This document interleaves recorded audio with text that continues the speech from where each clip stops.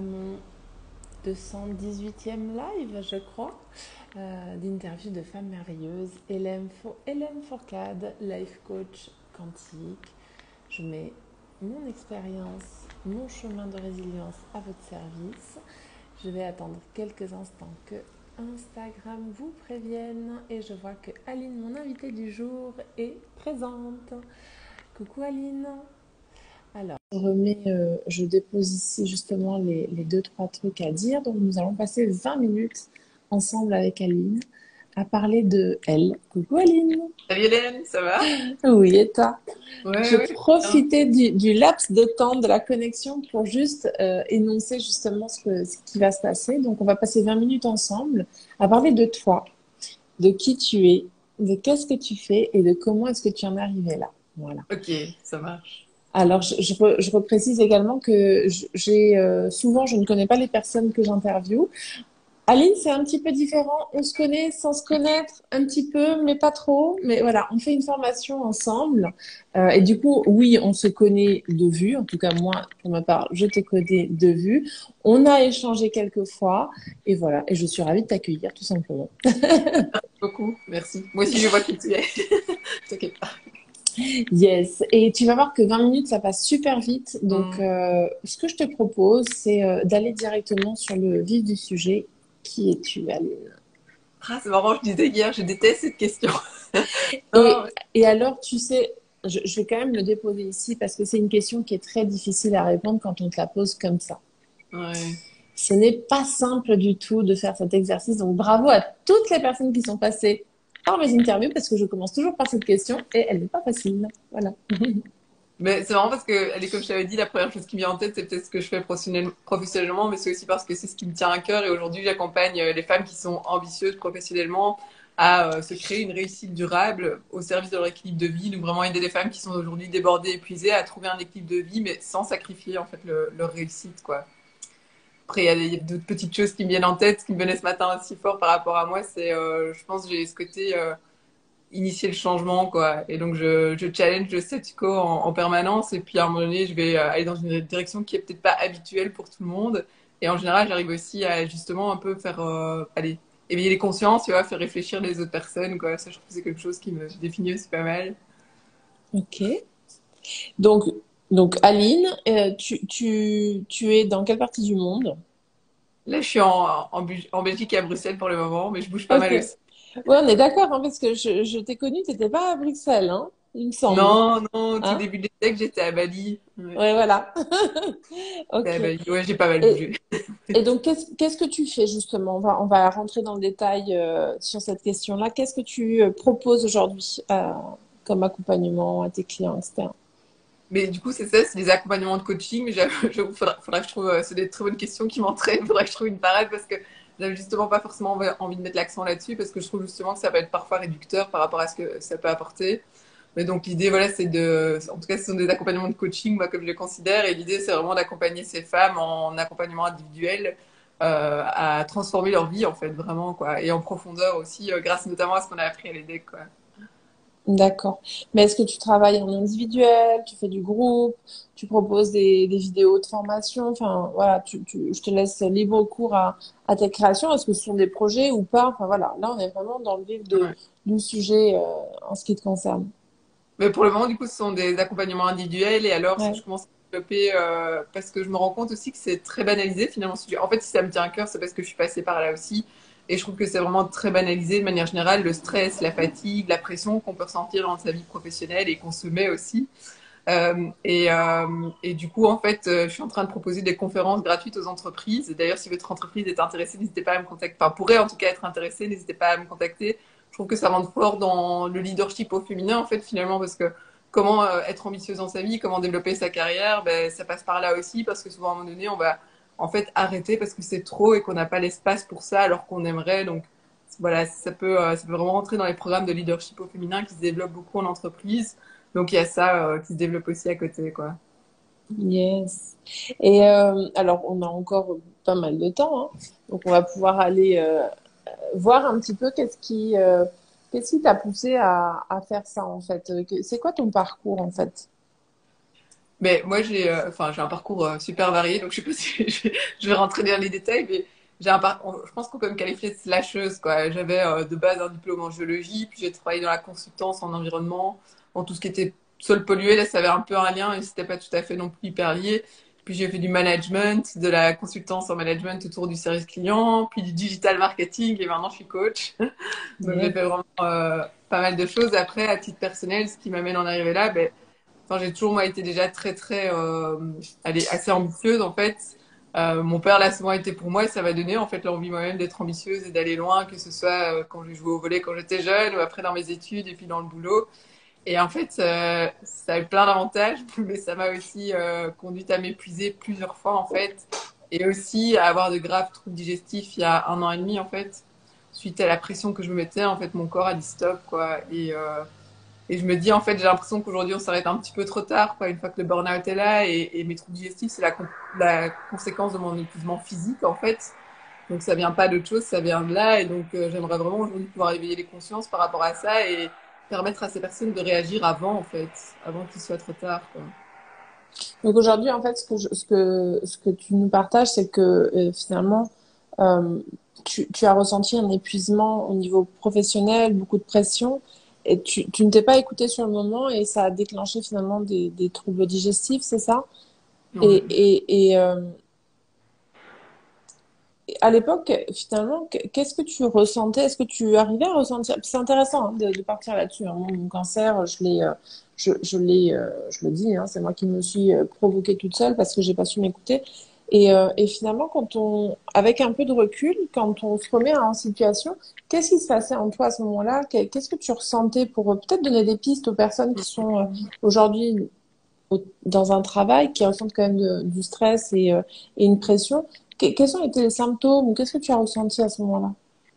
Mais pour moi, vraiment, le tout premier qui est vraiment, je pense, trop banalisé, et je lisais un bouquin là-dessus que je trouvais très juste, c'est le premier stade de l'épuisement, parce que c'est une neuropsy belge, elle décrivait 4 stades jusqu'au burn-out, mais le tout premier, c'est la fatigue chronique, en fait. Donc, c'est déjà ça. À partir du moment où on est quasi fatigué tout le temps, il y a quelque chose qui se passe, quoi. Donc, pour moi, Mm. c'est vraiment le premier signe que moi, j'ai souvent banalisé aussi en me disant, mais c'est normal, on fait beaucoup de choses, on travaille beaucoup, et c'est OK. Mais en fait, non, avec du recul, c'est pas du tout OK. C'est le premier signe Non. que le corps Ouais. envoie pour dire qu'il y a quelque chose qui se passe, quoi. Mm. Et après, au-delà de ça, je pense que moi, c'est la place que le travail a souvent pris dans ma tête, en fait. Le nombre de pensées par jour qui étaient dirigées vers ça, que ce soit au travail ou en dehors du travail, en fait. Et Ouais, finalement, en ouais, gros, tu ramenais, si je traduis un petit peu, c'est tu ramenais le travail à la maison, hein, dans ta tête, oui, dans ma tête. ouais, Ouais. Parce que ouais, ça j'ai connu. je n'avais pas spécialement l'impression de travailler chez moi et je le faisais rarement. Par contre, je pensais quand même souvent au travail, quoi. Et à certaines périodes, du coup, ben, j'allais en rêver aussi, tu vois, et me réveiller la nuit en stress en pensant à des choses que je pensais devoir faire, en tout cas. Donc ça prenait quand même beaucoup de place au-delà dans ma vie pro, dans ma vie perso aussi, quoi. Ouais. Et Est-ce qu'il y puis a peut-être d'autres choses? pardon, oui, il y a un troisième truc qui moi que j'ai pas vu sur le moment, qui avec du recul me frappe, c'est qu'en fait, donc moi ça a commencé plutôt par des gastrites en fait que j'avais à chaque fois que je prenais des vacances. Enfin, au début ça a commencé pendant une période de vacances, puis petit à petit une autre, et en fait j'ai pas fait le lien tout de suite quoi. Mais du coup ce truc où en plus je pense que quand tes vacances commencent, t'es là mais j'ai la poisse, c'est pas possible. Enfin moi c'est ce que je me disais, tu vois, je me suis jamais dit en fait mon corps essaie de me parler, là il y a quelque chose qui se passe quoi. Donc ce truc je trouve de tomber malade au moment où tu prends les vacances, c'est pas anodin non plus quoi. C'est Non, c'est pas anodin. Puis on le dit, hein, quand on part en vacances, c'est le moment où on relâche toute cette ouais. pression parce que on peut enfin souffler. Et quand on a voilà les rhumes, les grippes, les gastrites qui arrivent à ce moment-là précis, c'est vraiment un indicateur de quelque chose. Effectivement, Ouais, je confirme. Yes. Et donc si tu pouvais faire passer un message aujourd'hui aux personnes qui sont en live avec nous ou celles qui regarderont en replay, ça serait quoi? bah, il y a vraiment ce truc pour moi que la fatigue et le stress chronique aussi sont des choses qui sont pas banales en fait et pas normales et qui, voilà, si c'est là, si on a le sentiment, en tout cas l'intuition que c'est un petit peu trop, qu'il y a quelque chose qui cloche, écoutez votre intuition, c'est juste, c'est qu'il y a quelque chose qui cloche, quoi. Parce que moi, je me suis longtemps dit aussi, bah, c'est normal, enfin, justement, je suis une femme ambitieuse, je vais être une femme forte, moi, je vais tenir et je vais y aller. Et en fait, je trouve qu'aujourd'hui, la force, je la vois complètement différemment aussi. Déjà, dans l'idée, justement, de pouvoir s'écouter, de pouvoir être vulnérable aussi, de se dire qu'il y a peut-être des moments où ça va moins bien et que c'est OK. Et du coup, de faire aussi de cette vulnérabilité, de ces intuitions, un allié, en fait, tu vois, pour être encore plus forte au final, quoi. Mais d'une autre manière que moi, je l'avais en tête, quoi. Donc, Mm. c'est vraiment, s'il y a l'intuition qu'il y a quelque chose qui ne va pas, c'est qu'il y a quelque chose qui ne va pas. Enfin, et que c'est intéressant d'aller creuser, quoi. Mm. Justement, c'est ce que tu fais avec tes clients, les accompagner à aller creuser un petit peu tout ça? Ouais, exactement. Parce que c'est vrai que moi, je trouve aussi avec du recul, enfin, c'est pas que j'ai rien mis en place, parce que j'ai commencé, par exemple, je sais pas si tu as déjà entendu parler de ces cycles de pleine conscience qui, en anglais, c'est Mindfulness Stress-Based Reduction. Donc, ce sont des cycles de 8 semaines qui ont été lancés par un gars qui Mm. s'appelle John Kabat-Zinn et qui est un peu une référence, en fait, mondiale dans le domaine, dans la pleine conscience, en tout cas. Et c'était génial, tu vois, mais c'est un truc que j'ai fait pendant 8 semaines et que j'ai pas intégré. Donc, tu vois, petit à petit, il y a eu des étapes quand même. J'ai mis en place des choses. C'est juste que je trouve que je suis pas allée directement au cœur du problème. Et moi, c'est ça qui m'épate vraiment, je trouve, dans ce qu'on a appris à l'EDEC, c'est vraiment de se dire, enfin, déjà, oui, il y a deux choses en fait.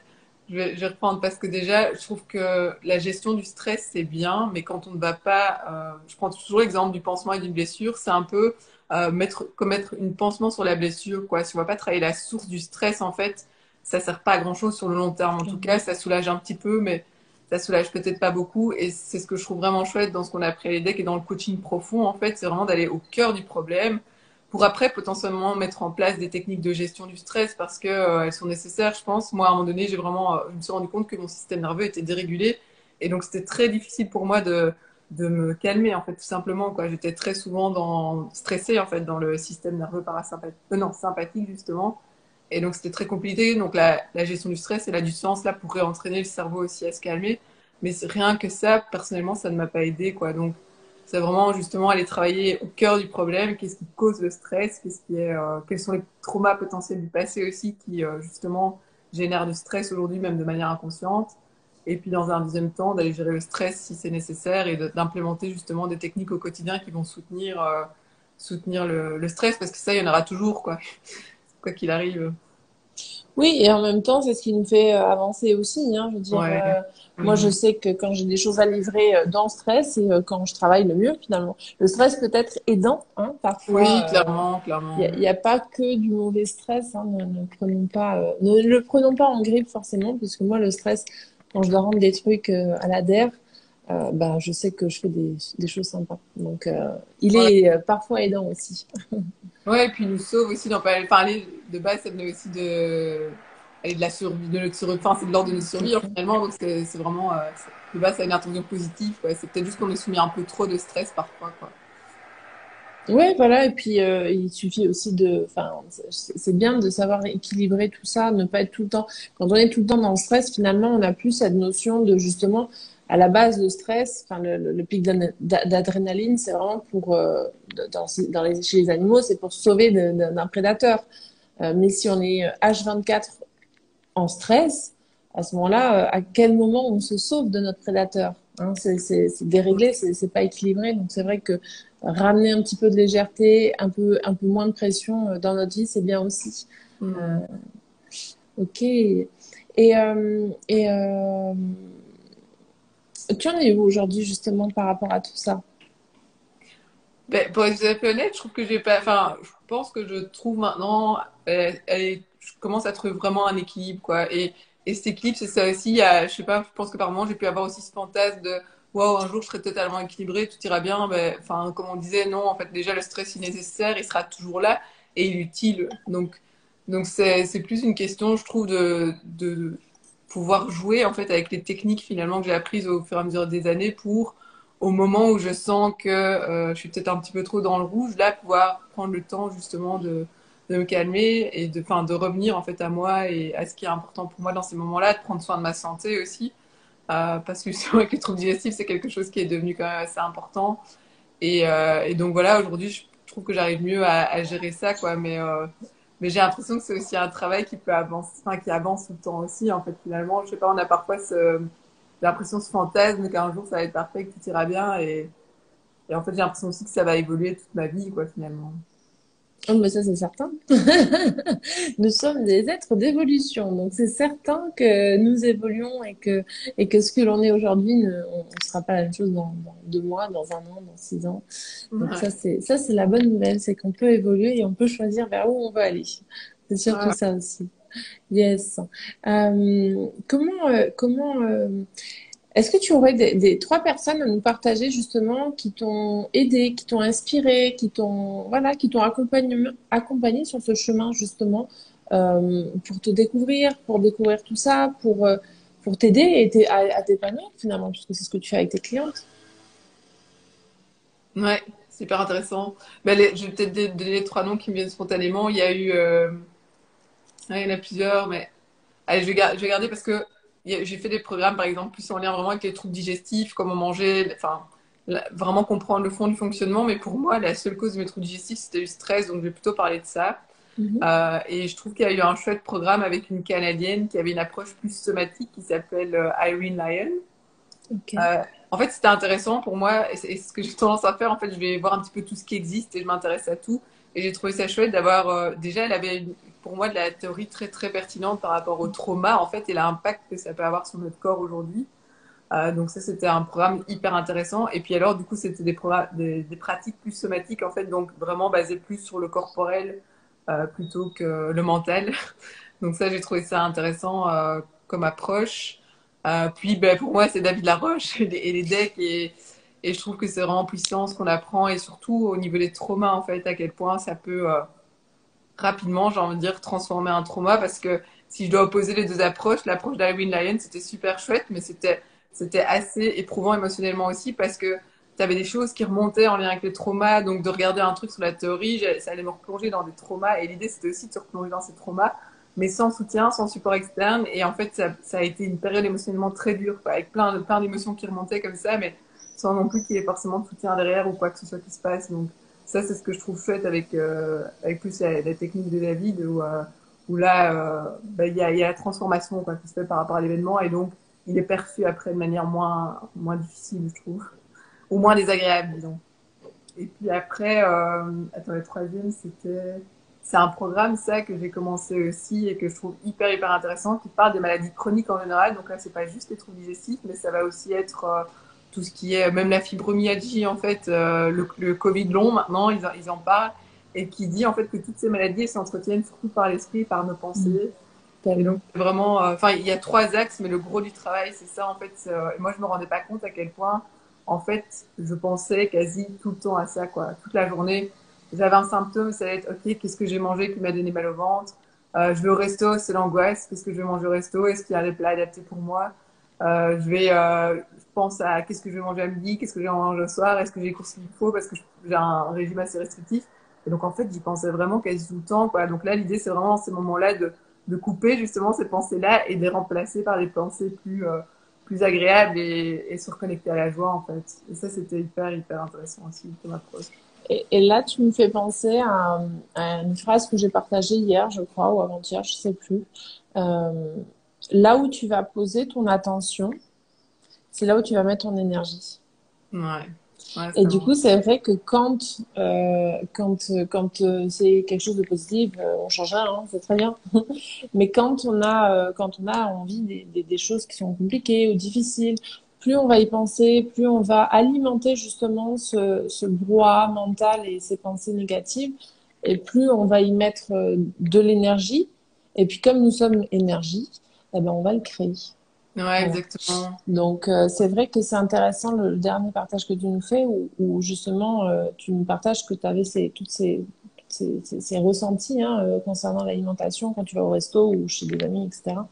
Et de pouvoir y apporter plus de légèreté, justement, en quelque sorte, c'est ne plus leur accorder l'énergie, ne plus leur accorder l'attention et ne plus y mettre toute ton énergie, en fait.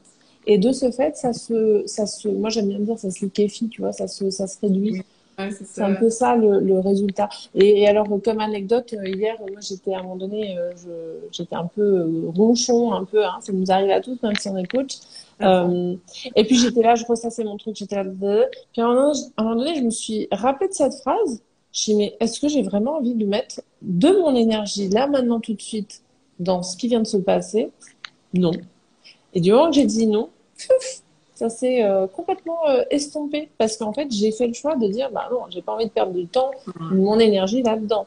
Donc, j'ai fait ce choix et voilà. Donc, ça n'a Ouais. pas résolu le conflit en soi ou la petite boutade qu'il y a eu, mais ça m'a apaisé, ça m'a fait redescendre d'un cran en fait. Et voilà, je voulais vous le partager parce que ça m'a fait penser à ça.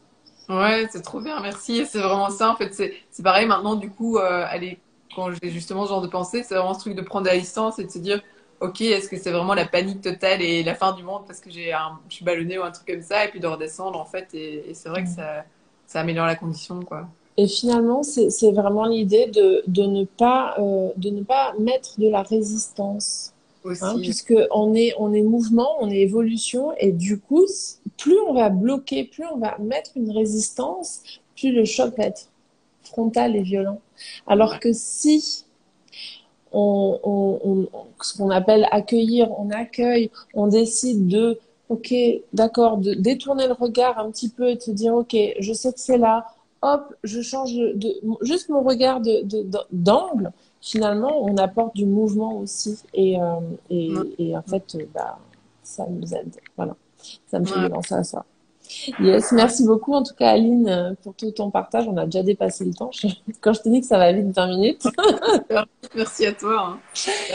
Mais en tout cas, merci. Tu pourras venir mettre en commentaire justement tes coordonnées, mettre bah voilà, les renseignements qui te concernent. S'il y a quelqu'un qui veut connecter à ton énergie, qu'elle puisse le faire par ce biais-là. Mais nous aussi en commentaire, s'il te plaît, les partages que tu nous as faits, parce que ça Ah peut oui. inspirer d'autres. Voilà, ce sont des lives de partage que je fais. Donc si ça peut inspirer d'autres personnes, bah welcome. Voilà. Ouais, Est-ce avec plaisir. est-ce que tu aimerais justement dire un dernier petit mot avant que l'on se quitte? Je sais pas, moi, ce qui me vient en tête, c'est ce qui vit pas mal en moi ces jours-ci, c'est vraiment, je pense, la reconnexion à soi, en fait, tu vois, s'aimer et aimer les autres aussi. Enfin, tu vois, je trouve que parfois, on peut être pris dans tous les problèmes du quotidien, les choses qui vont peut-être moins bien ou pas comme on aimerait, et que se reconnecter, tu vois, à soi, à ce qui va bien, à la chance qu'on a d'être en vie, tout simplement, et la gratitude qu'on peut éprouver au quotidien, ça fait vraiment, je trouve, beaucoup de bien. Donc voilà, envie d'envoyer des bonnes ondes à tout le monde, et quelle que soit la situation en ce moment. Il y a des choses qui sont agréables et qui nous permettent aussi ouais, d'éprouver de la reconnaissance, et c'est intéressant de se reconnecter à ça, quoi. Yes, carrément. Merci de nous le rappeler, en tout cas, Aline. Mais Je vous remercie à vous tous qui étaient en live avec nous également, à ceux qui regarderont en replay. Je vous souhaite du coup une belle après-midi, parce qu'on est en plein milieu de l'après-midi. ouais. Demain, j'ai pas de live demain, puisque je ne vais pas avoir de réseau de toute la journée, puisque je fais une traversée en bateau. Donc, Pas pas de trop chaud. réseau, pas d'internet, c'est journée off pour moi. Voilà. Donc, si j'arrive à avoir du réseau la semaine prochaine, il y aura des lives. Sinon, il y aura quelques jours de vacances pour tout le monde. Voilà. Je vais faire un petit post là-dessus parce que je ne sais pas du tout si j'aurai du réseau là où je vis. Voilà. Trop bien. Merci en tout cas. Merci à Et bel après-midi à tous, à toi toi aussi aussi. Aline, et je vous dis à tout bientôt. Salut, hein. Je vous Bisous. embrasse. Ciao!